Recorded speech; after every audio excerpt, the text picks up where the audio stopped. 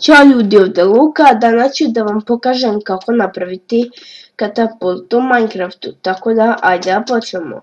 Kao prvo uništite jedan blok, stavite ovaj lepljivi klip, na njega blok sluzi ili slime blok, pojačivač na drugu brzinu, ovdje stavite automat, napunite ga TNT-em, stavite dugme na njega.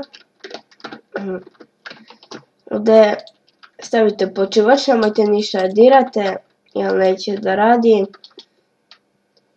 Ovdje stavite jedan blok, ovaj lepljivi klip, na njega slime blok. Ovdje stavite dugme i gledajte šta će se desiti. Evo ga. I pum. Ponovo. Evo ga. I pum. Ajdemo još jednom.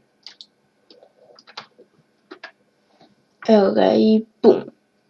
I ljudi, to je bilo to što se tiče ove epizode. Hvala vam što ste gledali video, obavezno like, share i subscribe. Vidimo se uskoro. Ćao.